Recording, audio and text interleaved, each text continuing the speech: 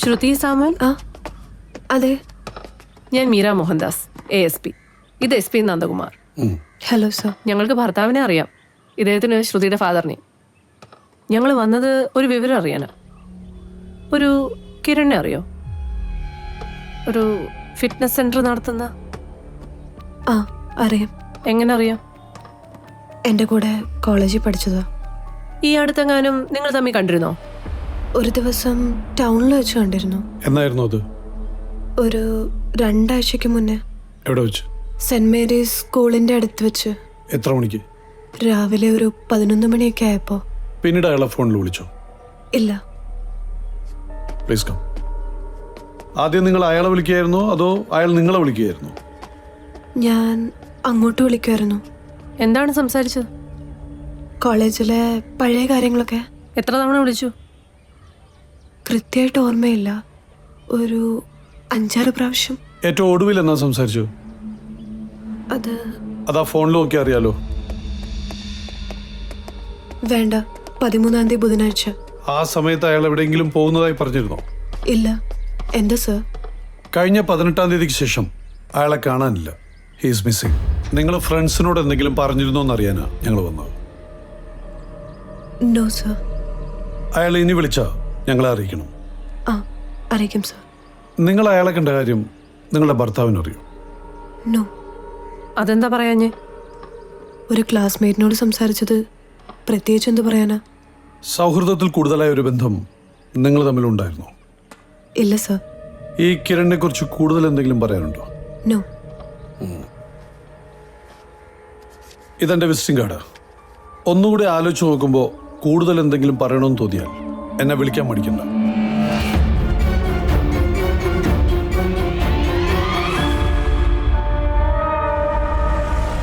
എന്തു തോന്നുന്നു? ശ്രുതി പറഞ്ഞതൊക്കെ സത്യമായിട്ടാ എനിക്ക് തോന്നിയേ. എനിക്കും അങ്ങനെയാ തോന്നിയത്. പക്ഷെ അവളുടെ മുഖത്ത് വല്ലാത്തൊരു പരിഭ്രമം ഉണ്ടായിരുന്നു. അത് ഞാനും ശ്രദ്ധിച്ചു. 2 പോലീസുകാർ അന്വേഷിച്ച് ചെന്നാൽ ആരായാലും പരിഭ്രമിക്കില്ലേ? എന്നാലും നമ്മൾ ഇൻവെസ്റ്റിഗേറ്റേഴ്സ് ആര് പറയുന്നതും കണ്ണടച്ച് വിശ്വസിക്കരുത്. ശ്രുതി പറയുന്നതൊക്കെ സത്യമാണോ എന്ന് അന്വേഷിച്ച് ഉറപ്പുവരുത്തണം.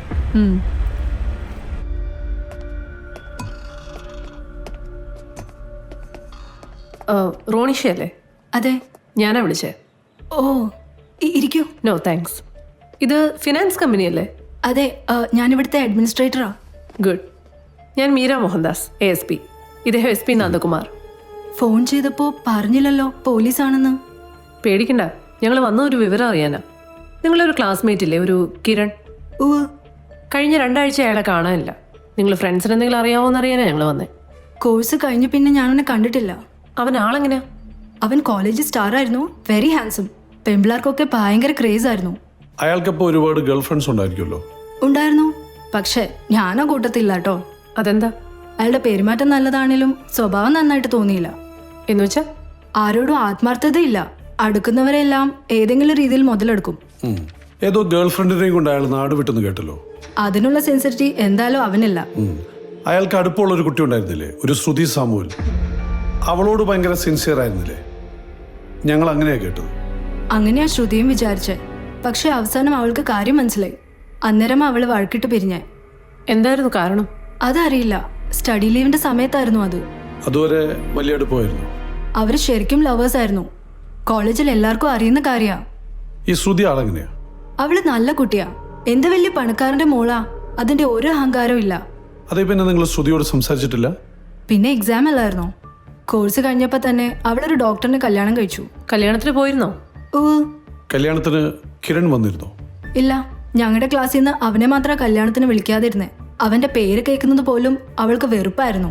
ശരി, കിരണിനെ പറ്റി എന്തെങ്കിലും വിവരം കിട്ടിയാ ഞങ്ങളെ അറിയിക്കണം. തീർച്ചയായും. ശരി. ശ്രുതി നമ്മളോട് നുണ പറഞ്ഞല്ലോ. അതിലിപ്പോ എന്താ കുഴപ്പം? കല്യാണം കഴിഞ്ഞ പെണ്ണല്ലേ. പഴയ കാമുവിനെ കുറിച്ച് ചോദിച്ചാ വെറും സുഹൃത്തുന്നല്ലേ ആരായാലും പറയും. അങ്ങനെയാണെങ്കിൽ വിവാഹം കഴിഞ്ഞ 6 മാസത്തിന് ശേഷം അയാളെ എന്തിന് നേരിട്ട് ഫോണിൽ വിളിച്ചു? പിറ്റേ ദിവസം എന്തിന് നേരിട്ട് കണ്ടു? എന്തുകൊണ്ട് ഇതെല്ലാം ഡോക്ടറിൽ നിന്ന് മറച്ചു വെച്ചു? അങ്ങനെ നോക്കിയാ അവര് തമ്മിൽ ഇപ്പോഴും എന്തോ ബന്ധമുണ്ട്. പല പെണ്ണുങ്ങളും പഴയ കാമുവിനെ മറക്കാറില്ലല്ലോ. ആ ബന്ധം അതിരുവിട്ടതാണെങ്കിലോ? അങ്ങനെയാണെങ്കിൽ കിരണിനെ കൊല്ലാൻ കാരണമുള്ള ഒരാളാവും ഡോക്ടർ. കറക്റ്റ്. പക്ഷെ അയാൾ അങ്ങനെ ചെയ്യൂ? കണ്ടെടുത്തോളം അയാൾ അത്ര ഒരാളല്ല. അങ്ങനെ തീർത്തു പറയാൻ വേണ്ട. ചീത്ത മനുഷ്യരല്ല എല്ലാ കൊലപാതകങ്ങളും ചെയ്യുന്നത്. നമ്മളെ സംബന്ധിച്ചിടത്തോളം ഇവരെല്ലാം സസ്പെക്ട്സാണ്. നിരപരാധിയാണെന്ന് ഉറപ്പ് വരുത്തും വരെ ഒരാളെയും നമ്മുടെ ലിസ്റ്റിൽ നിന്ന് ഒഴിവാക്കരുത്. ശ്രുതിയും കിരണും തമ്മിൽ എന്തെങ്കിലും ബന്ധമുണ്ടോ? ഉണ്ടെങ്കിൽ ആ ബന്ധം ഡോക്ടർക്ക് അറിയാമായിരുന്നു. ഇതൊക്കെയാണ് നമുക്കറിയേണ്ടത്. നമ്മുടെ ടീമിനെ വിളിക്കും. ഡോക്ടറുടെയും ഭാര്യയുടെയും എല്ലാ ഫോൺ റെക്കോർഡ്സും ചെക്ക് ചെയ്യാൻ പറയും. ഡോക്ടർ ഏതൊക്കെ സമയത്ത് ഡ്യൂട്ടിയിലുണ്ടായിരുന്നു എന്ന് നമുക്കറിയണം. ഹോസ്പിറ്റൽ റെക്കോർഡ്സും ചെക്ക് ചെയ്യണം. സർ, പോസ്റ്റ്മോർട്ടത്തിന്റെ പ്രിലിമിനറി റിപ്പോർട്ട് വന്നു. സർജന്റെ അഭിപ്രായത്തിൽ രാത്രി 10 മണിക്കും 2 മണിക്കും ഇടയ്ക്കായിട്ടാണ് മരണം നടന്നിരിക്കുന്നത്.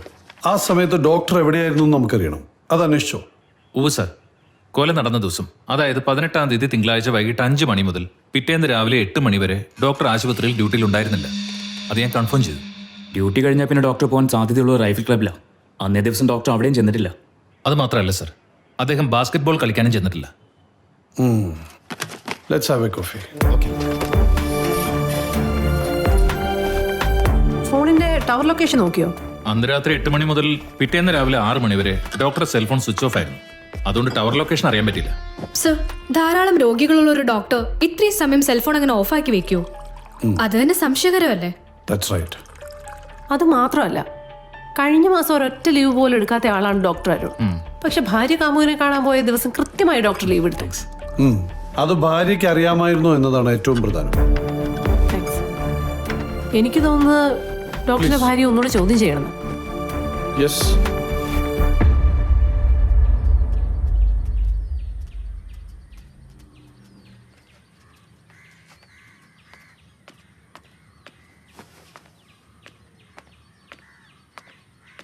സോറി, ഒരു കാര്യം കൂടി അറിയാനുണ്ടായിരുന്നു.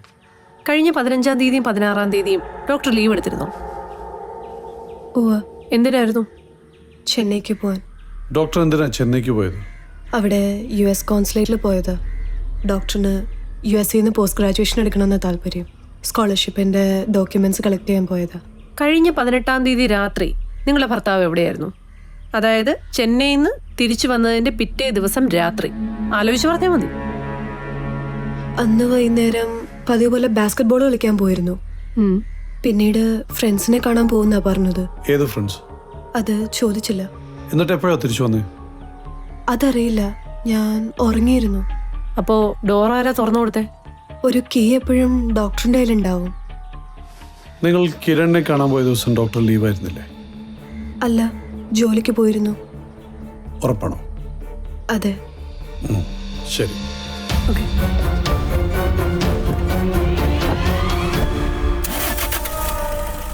ഭാര്യ കാമുകനെ കാണാൻ പോയ അതേ ദിവസം ഡോക്ടർ ലീവ് എടുത്തിരുന്നു.